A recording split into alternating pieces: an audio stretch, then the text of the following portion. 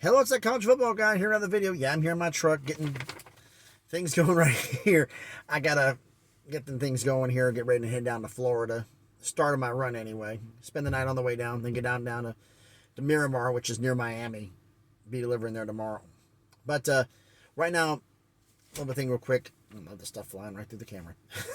Gotta love it. First off, I love the comments somebody made in one of my, I think it was the Big 12 TV deal video about replace my Walmart internet.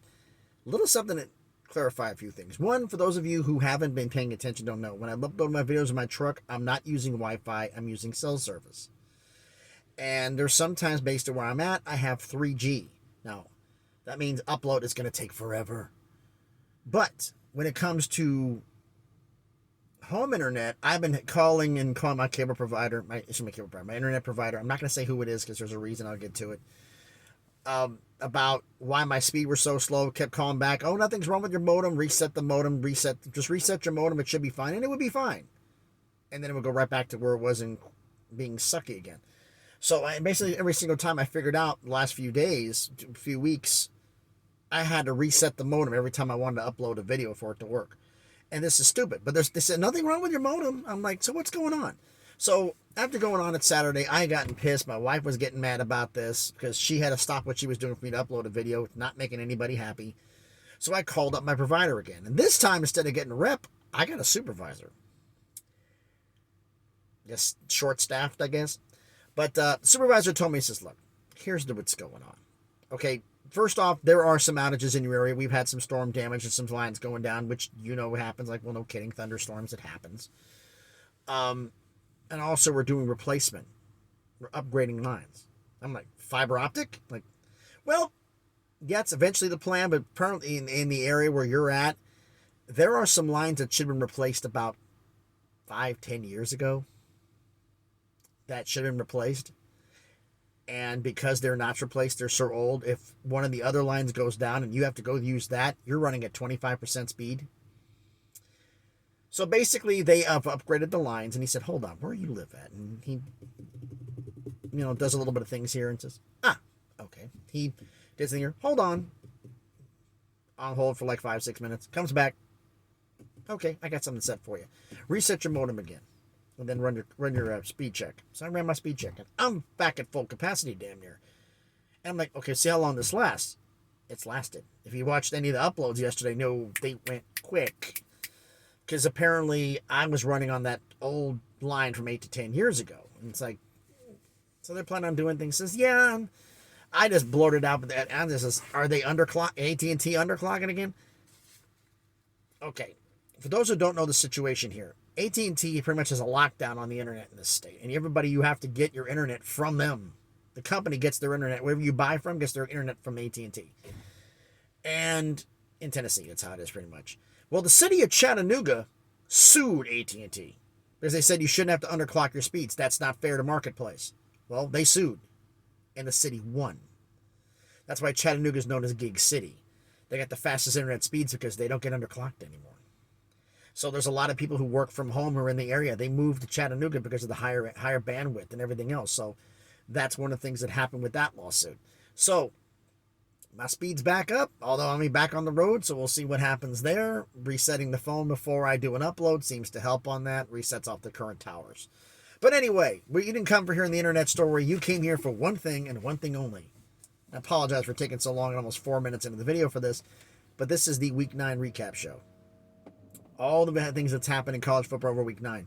Now, a lot of the games, if you caught it on there, I actually, because I was trying to do laundry, because I got delayed by a bunch of things, so doing my road laundry, I ended up doing the whole house's laundry. So it took a lot longer than it normally would for me just to wash my clothes from work and then go back out again. But unfortunately, I had to do the whole house, so it took a lot longer. So I was still up. Plus, I was jazzed over the Tennessee victory over Kentucky. So I recorded a video late. So basically, I had done a recap of all the Saturday games except for the last two, which were on the schedule, which was the 10:30, 10 o'clock Eastern kickoffs, which is San Diego State and Fresno State and Stanford, UCLA. So all the other games I've done reviews on. So if you go back on Friday, you'll get the Thursday games. You do Saturday, you're going to get the early morning Friday games. as well as I'll do the previews of that. And then throughout the day, I did 3 more videos of the morning games, the afternoons, and the early evening games versus the late Pacific games. So we're going to do a score recap real quick of all the games.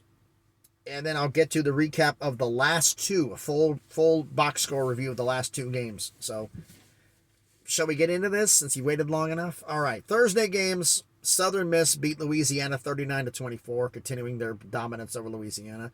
Number 24, NC State beat Virginia Tech 22-21. Number 14, Utah beat Washington State 21-17. On Friday, East Carolina went out west and beat BYU 27-24. And in a game, FIU beat Louisiana Tech 42-34 in double overtime. Saturday games, number 2, Ohio State beat number 13, Penn State 44-31. Notre Dame upset number 16 Syracuse 41-24. TCU, number 17 TCU beat West Virginia 41-31. Subscriber game, Minnesota shut out Rutgers 31-0. Number 17 Illinois beat Nebraska 26-9. UCF, as I called, upset number 20 Cincinnati 25-21. Georgia beat up Florida 42-20. The one game I didn't get wrong, and man, I got this one wrong. Number 22, Kansas State destroyed number 9, Oklahoma State, 48-0. Holy cow. Another one I didn't call. Louisville blew out number 10, Wake Forest, 48-21. 48 seems to be the magic number here. Number 8, Oregon beat Cal, 42-24. Missouri upsets number 25, South Carolina, 23-10. Didn't call that one either. Number 3, Tennessee beat number 19, Kentucky, 44-6. All right. Number 10, USC survives Arizona 45-37. I did not expect to be that close. Boise State destroyed Colorado State 49-10. It was 49-10, but anyway. Arizona State beat Colorado 42-34. Baylor, I thought Texas Tech was going to show up. No, Baylor blew out Texas Tech 45-17. Number 4, Michigan beat Michigan State 29-7. Number 15, Ole Miss survives against Texas A&M 31-28. Number 21, North Carolina beat Pitt 42-24. Now let's get to the last 2 games on the schedule. First one is Fresno State, San Diego State. Fresno State was a home favorite. The Sharks were picking San Diego State. I picked Fresno because I picked Fresno to face Boise in the Conference West Championship. I had faith in Fresno, and they didn't let me down. Although early on, it definitely looked like they were going to. The final score, Fresno State beat San Diego State 32-28. Fresno State outscored them 15-0 in the fourth quarter. And a lot of it happened in the last 2 minutes. Catch the highlights of this game, particularly the last few minutes of the fourth quarter. That was crazy how that went down. But anyway, San Diego State stacks. Jalen Maiden, 19-24 for 291 yards, 2 touchdowns, and 2 INTs. Team rushing, 38 carries for 158 yards and 2 touchdowns. And Jalen Maiden, the quarterback, had 8 carries for 43 yards and 2 touchdowns. He was the whole offense for San Diego State. Team defense, though. Hey, the defense showed up. 7 sacks, 1 QB hurry, 2 picks, and no fumble recoveries. But 7 sacks will do some damage. But Fresno State, Jake Haener, hope I'm saying his name right. Man, did he show up. 34-45 for 394 yards, 3 touchdowns, and 2 INTs. Nico Remigio, star wide receiver, 10 receptions for 126 yards and 2 touchdowns, including the go-ahead 37-yard touchdown with 56 seconds remaining to seal the deal. Team rushing, 26 carries. I had a problem with the one earlier about negative rushing.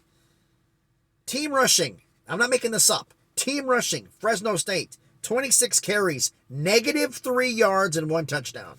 How do you do that? You have a statue for a quarterback. Jake Haener, the starting quarterback, 9 carries for -45 yards. He was hurried once and sacked 7 times. So, yeah, not working too well. Team defense, 1 sack, 1 QB hurry, 2 INTs, and 2 fumble recoveries, 4 turnovers. And San Diego State actually was driving with a chance to do something, was trying to get the game going, and Carlton Johnson got a pick after Fresno State got that go-ahead touchdown, intercepted San Diego State with 44 seconds left to seal the game. So, an impressive come-from-behind win by Fresno State. Congratulations to them. Now we got Stanford and UCLA. Number 12, UCLA beat up Stanford 38-13. For Stanford, Tanner McKee didn't really have a good game. 13-29 for 115 yards, 1 touchdown, 1 INT. Team rushing, 35 carries for 145 yards. No touchdowns. Not good. Team defense, 3 sacks, 1 QB hurry, but no INTs, no fumble recoveries. Equals no turnovers, equals no win, more likely than not. And UCLA, DTR showed up again. I'm talking about Dorian Thompson-Robinson. 18 to 29 for 199 yards, but no touchdowns and no INTs. Mainly what I can say showing up for him is don't make the simple mistake. When he's been making mistakes is when they start losing games. Zach Charbonnet, man. Whew. I'll get into the team rushing for UCLA because that was their offense, folks. 45 carries, 324 yards rushing, 5 total touchdowns. And Zach Charbonnet, 21 carries for 198 yards and 3 of those 5 touchdowns. The defense, 4 sacks, 4 QB hurries, 1 INT, no fumble recoveries. They at least had 1 turnover. And Latu, I hope I'm saying his name right, for UCLA, 1 sack and 2 QB hurries on defense. That showed up, so they had a big game there. So that means for my prediction record, for all the games I did predictions on, which is every one of the scores I've mentioned, I went 21-5 this week, so not bad compared to some of the weeks I've done in the past. This week coming up, we got some crazy scheduling for you. We got 2 games on... Okay, first off, for those who have been paying attention to college football a long time, November starts the MAC run on ESPN. When the MAC starts getting those games that the bettors love, because there's going to be 2 MAC games on Tuesday, 2 games on Wednesday. Both those 2 days are the MAC games, all 4 of them. There'll be 2 games on Thursday. There'll be 3 games on Friday, plus the full lineup on Saturday. So we're going to have college football Tuesday, Wednesday, Thursday, Friday, folks. This is November. This is when it starts getting crazy. So as we're starting to get to the nitty-gritty of how things are going to get done here, we still have some great games, including Atlanta, Georgia, Alabama, LSU. There's a lot of games that will be determining who's going to be doing what for some conference championships. So thank you, everybody, for watching this game. As always, please, like the video. Give me a thumbs up. It helps the analytics. It helps the video to get watched by more people.